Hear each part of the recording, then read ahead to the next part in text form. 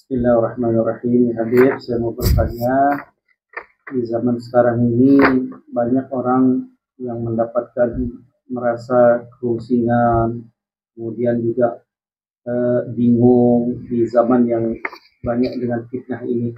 Apa saja amalan-amalan yang bisa mendatangkan suatu kebahagiaan ya Habib? Ya, barakallahu fiik.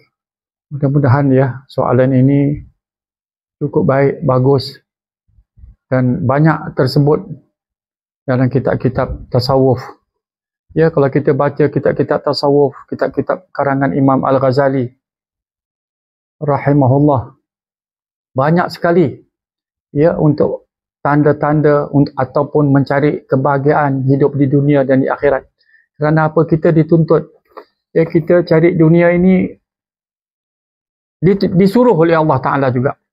Dan kita disuruh juga oleh Allah Ta'ala mencari akhirat juga.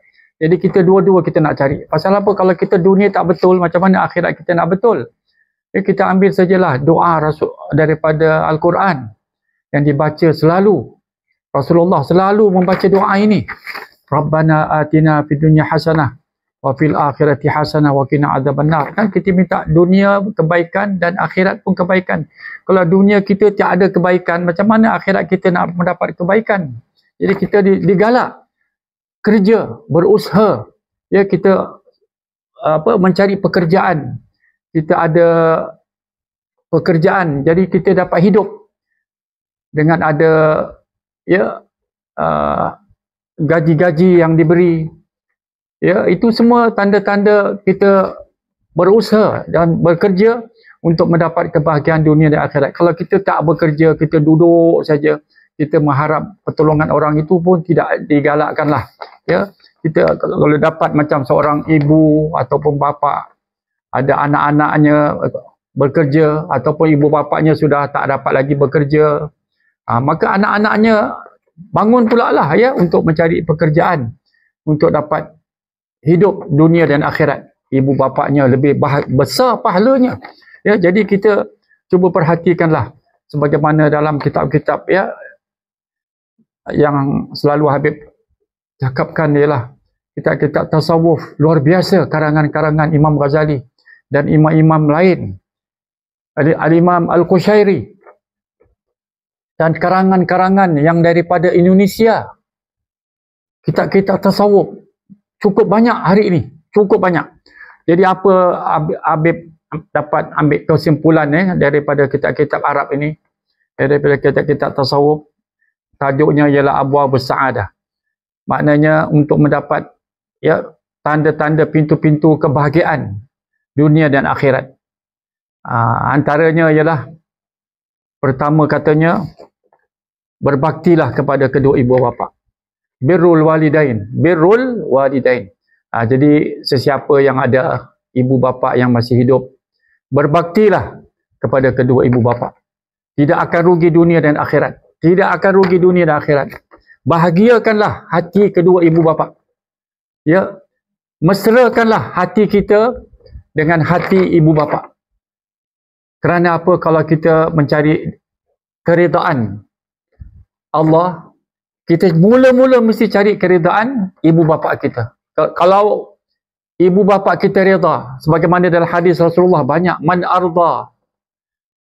arda ya biwalidayhi, Allah Ta'ala akan reda kepadanya. Kalau ibu bapa itu reda dengan anak-anaknya, dengan amal ibadahnya, dengan pekerjaan yang baik semua, Masya Allah, pintu langit terbuka apabila doa ibu dan bapa, insya-Allah. Jadi kita jangan rugi dunia dan akhirat. Ya, apa yang Habib nak ingatkan ini, carilah dunia. Jangan bilang kita nak cari akhirat saja. Itu tak, that's not right. Mesti cari dunia juga. Apa firman Allah Subhanahu Wa Taala? Ya, ingat saja doa yang Rasulullah suka baca, Rabbana atina fid dunya hasanah wa fil akhirati hasanah wa qina adzabannar. Dan ayat yang lain dalam surah yang lain, ya, ada tersebut, wabtaghi fima atakallahu daral akhirah wala tansa nasibaka minad dunya. Itu Allah Taala lagi kasih warning lagi dengan mengingatkan wala tansa, dan jangan kau lupa bahagian engkau di dunia ini.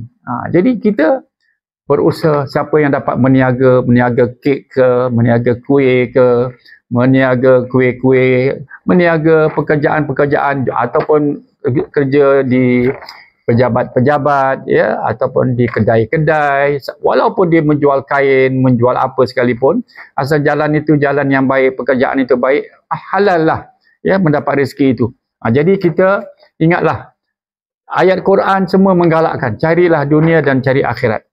Dan selagi yang pertama tadi, untuk mendapat kebahagiaan, pertama sekali kita mesti ada berbakti kepada kedua ibu bapa. You have to respect your father. You have to obey the command of your father. Itu saja. Ingatlah, sayanglah kepada, give your love. Give your love to your father. Give your love to your father. Berilah, ya, kesayangan kamu. Apa yang kamu dapat memberi kepada kedua ibu bapa supaya ibu bapa itu merasa gembira, ya, hidup di dunia, ya, dan dia melihat anak-anaknya, dia rasa gembira, ya, itu satu. Dan yang kedua, untuk mendapat, ya, kebahagiaan dunia akhirat ini, silaturahim. Jangan kita putus hubungan adik-beradik, ya, jangan putus hubungan, biar sangka baik. Kita yang takut ini kadang-kadang kalau ibu bapa itu ada harta. Apabila ibu bapa itu meninggalkan harta, ya, kekayaannya, ingat adik-beradik, berbagilah dengan betul. Jangan bergaduh masuk hospital sana ataupun masuk, ya, court, mahkamah kerana, ya, tidak gembira, tidak senang hati dengan bahagian-bahagian mereka. Ini tidak boleh. Ya, kita patutnya rasa syukur. Peninggalan ibu bapa kita itu satu rahmat yang ada. Apabila ibu bapa itu meninggal, ya, ibu meninggal ke atau bapa meninggal, mereka menjual itu harga rumah. Bukan 1,000 punya harga. Yang ada 2 juta, 5 juta, ada macam-macam. Itu nak bagi adik-beradik itu jangan bergaduh. Walaupun bahagian laki-laki double. Itu terserah pada masing-masing, ya. Kalau laki-laki itu nak bilang, tak apalah, aku reda, aku nak kasih bahagian aku untuk adik perempuan aku pun boleh. Tak ada apa-apa, ya. Asalkan kita jangan bergaduh, masuk mahkamah sana, mahkamah sini, kerana harta yang peninggalan ibu bapa. Jadi ibu bapa yang mati dalam kubur ni, menangis kalau boleh lah, ya. Maknanya macam dalam sedih melihat kelakuan anak-anak yang ditinggalkan itu. Itu tak bagus. Janganlah jadi dia jadi azab dalam kuburnya. Dia tidak gembira dalam kuburnya apabila anak-anaknya bergaduh, ya, berbenci-bencian kerana harta peninggalan. Ini yang kadang-kadang terjadi. Ya, kadang-kadang biarlah berbagi dengan yang betul, ya. Jangan putus hubungan adik-beradik sebaik-baiknya sampai akhir hayat. Jangan begitu juga, kita jangan putus hubungan dengan kawan-kawan kita. Kita kan bekerja dekat pejabat, dekat sekolah, dekat maktab-maktab, dekat universiti. Ingat baik-baik, kita berkawan ini semua dapat pahala. Tapi kalau kita bersangka buruk, niat jahat, tak bagus dengan kawan-kawan kita, sahabat kita, kita tunggu sajalah nanti azab Allah Subhanahu Wa Taala. Jangan sekali-kali putus hubungan, ya, dengan saudara Islam, sesama Islam kita. Dan yang ketiga, untuk mendapat kebahagiaan dunia dan akhirat, apa yang diingatkanlah, ya, kathratul istighfar. Kathratul istighfar. Ini dalam kitab Sayyidul Salikin ada. Ya, dalam maknanya banyakkanlah kita mengucap astaghfirullahalazim, astaghfirullahalazim. Banyak ayat kelebihannya. Banyak kelebihannya. Ya, kita banyak, ya, kelebihan istighfar. Apa yang di hadis Nabi cukup banyak. Dan banyak penceramah-penceramah mencerita pasal istighfar. Tapi apa yang Habib nak ingatkan, kalau kita baca Sayyidul Istighfar, kita baca doa itu, doa Rasulullah SAW, itu dalam situ istighfar, dia ada ikrar. Kalau kita ikrar kosong saja, kita cakap saja, kita baca, kita tak faham, itu satu tak bagus juga. Ada bagus baca istighfar biasa, astaghfirullahalazim alladzi la ilaha illa huwal hayyul qayyum wa atubu. Itu lagi bagus. Pasal apa? Dalam doa Sayyidul Istighfar itu cuba baca artinya. Allahumma anta rabbi, Muhammad, Allahumma anta rabbi, abduka wa ana ala ahdika wa wa'dika mastata'tu a'udzubika min syarri ma sana'tu. Aku minta perlindungan dengan Allah Taala daripada segala perbuatan kejahatan yang aku buat. Lagi? Wa abu'u laka bi ni'matika alayya. Wa abu, apa makna wa abu tu? Aku mengaku. Aku mengaku. Tapi kalau kamu mengaku kosong, bohong dengan Allah Ta'ala kita berdoa, apa artinya? Jadi be careful dengan doa itu. Ya, Ustaz bukan marah orang nak baca doa itu, boleh baca. Tetapi biarlah dia jujur. Biar be honest. Be honest to Allah. When you say this doa, you must be honest. Jangan sedap baca saja. Orang baca, aku baca. Itu bukan begitu. Pasal itu doa, you dah betul-betul ikrar tu. Wa abu bi zambi. Aku mengaku ya Allah dengan dosa-dosa aku. Dosa jaga hal orang, dosa ini, dosa mengumpat, dosa jatuhkan orang, dosa menghina orang. Macam-macam dosa berdusta, dosa-dosa, banyak dosa. Tapi kita dah mengaku, kita buat. Kita maknanya kata-kata bohong dengan Allah Subhanahu Wa Taala. So be careful that doa. Bukan Ustaz bilang ataupun tak boleh baca itu doa. Boleh.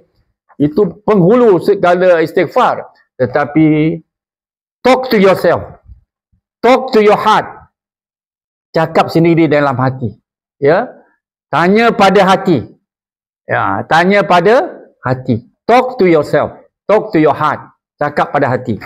Oh, insya-Allah aku tidak akan buat dosa. Itu boleh. Betul-betul. Ini baca-baca juga, dosa-dosa buat juga. Bohong-bohong juga, ya. Macam-macam. Itu semua tidak boleh, ya. Itu yang Habib nak ingatkan. Istighfar. Minta, pasal kita minta ampun. Ya Allah, please forgive me. Please forgive me. Tapi cakap saja kosong. Yang keempat, jangan lupa kathratu as-salatu ala nabi. Selawat kepada Nabi Muhammad sallallahu alaihi wasallam. Banyak selawat kita boleh baca. Baca. Dalam bulan Zulhijjah ni kita boleh baca pagi 100, petang 100, apa saja. Baca Allahumma salli ala sayyidina Muhammad wa ala sayyidina Muhammad. Banyak. Boleh baca salawat An-Nariyah. Boleh baca salawat Al-Fatih. Ya, boleh baca salawat Habib Saleh bin Muhsin Al-Hamid. Salawat Allahumma salli ala sayyidina Muhammad salatan taghfiru biha dhunub wa tuslihu biha al-qulub wa tantaliqu biha al-usub wa talinu biha as-su'ub wa ala ali wa sahbihi wa man ilahi mansub. Itu doa salawat Habib Saleh bin Muhsin Al-Hamid, keramat besar. Baca salawat lagi Habib Abu Bakar bin Muhammad bin Umar Sagaf, dan ataupun lagi besar lagi, baca salawat Habib Ali bin Muhammad bin Husain Al-Habashi, sahib Simtud Durar. Baca itu salawat pendek-pendek. Allahumma salli ala sayyidina Muhammad miftah babi rahmatillah adada ma fi ilmillah salatan wa salaman daimaini bidawami mulkillah wa ala alihi wa sahbihi wasallam. Baca apa juga salawat-salawat yang ringkas yang dapat kita baca, kita bersungguh-sungguh baca. Dan yang kelima ialah bahagian masing-masing yang dapat pergi umrah ataupun haji, pergilah ke sana, tempat yang sangat mulia, Ka'batul Musyarrafah wa ziarah maqamil Mustafa sallallahu alaihi wasallam. Sudah kalau kita dapat satu kali, ingin lagi nak pergilah. Sana pahala yang luar biasa. Ya, itu kita boleh dapat bahagia dunia dan akhirat. Tapi itulah, ingat apa yang Habib lihat, ya. Kalau kita niat jahat, kalau kita buat perkara-perkara yang tidak baik, kadang-kadang ya Allah Ta'ala akan nampakkan nanti di Mekah atau di Madinah. Itu kadang-kadang ternyata. Ya, itu saja Habib pesankan. Kita betul-betul jujur dengan Allah Ta'ala. Ya, kita mesti nak ingat itu Kaabah apa. Dan kita apa tujuan ziarah kepada Rasulullah sallallahu alaihi wasallam. Jadi kalau kita niat lain, niat ini, niat yang bukan-bukan, di sana nanti akan kita nampak. Kita pergi sihat, sampai sana sakit. Macam-macam. Kadang-kadang ada orang yang kita bilang orang tua, orang apa, sakit. Sampai sana dia nombor satu sihat. Dia kuat sihat. Orang yang sihat, yang datang dari negerinya, semua datang sana sakit. Macam-macam sakit. Jadi kita berdoalah ya, mudah-mudahan dalam bulan Syahrul Zulhijjah ini, bulan yang penuh dengan barakah.